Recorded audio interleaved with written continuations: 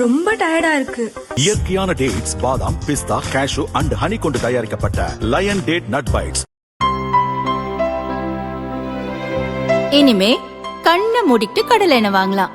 ஏன்னா மந்த்ரா கடலை எண்ணெய் இதயத்தின் தயாரிப்பு. வறுக்க, பொரிக்க, ஏன் எல்லா சமையலுக்கும் மந்த்ரா தான். மந்த்ரா கடலை எண்ணெய், அபார ருசி, ஆரோக்கியமான உடல் நலம்.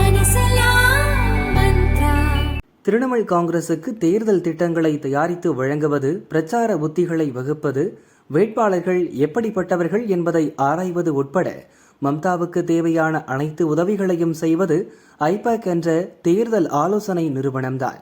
இந்த நிறுவனம் சட்டவிரோத பணப்பரிமாற்றத்தில் ஈடுபட்டுள்ளது என்று புகார் வரவே அமலாக்கத்துறை ரெய்ட் நடத்தியது. இதன் இயக்குநர்கள் கைது செய்யப்பட்டனர். இதையடுத்து ஐபாக் நிறுவனம் மூடப்பட்டுள்ளது. அமலாக்கத்துறை ரெய்டின் போது ஐபாக் அலுவலகத்துக்குள் புகுந்து சில ஆவணங்களை தூக்கி சென்றார் மம்தா. இதை எதிர்த்து அமலாக்கத்துறை சுப்ரீம் கோர்ட்டில் முறையிட்டது. முதல்வரை இப்படி செய்தால் எப்படி ஜனநாயகம் தழைக்கும் என்று மம்தா நடவடிக்கைக்கு கோர்ட் கடும் கண்டனம் தெரிவித்தது. ஐபாக் மீது அமலாக்கத்துறை சுமத்தியது நிலக்கரி கடத்தல் குற்றச்சாட்டாகும். ரெய்டை அடுத்து ஐபாக் அலுவலகம் மூடப்பட்டாலும் அதன் ஊழியர்கள் திரிணாமுலுக்கு ஆதரவு அளிப்பார்கள் என்று சொல்லப்பட்டது. இந்த நிலையில்தான் ஐபாக் ஊழியர்கள் பலரும் இப்போது பாஜகவுக்காக தேர்தல் ஆலோசனை வழங்கி வரும் நிறுவனங்களுடன் இணைந்து தேர்தல் பணியாற்ற தொடங்கியிருக்கிறார்கள். இது மம்தாவுக்கு தூக்கி வாரி போட்டுள்ளது. ஐபாக்கில்தான் திரிணாமுலின் ஊழல் பணம் உள்ளது.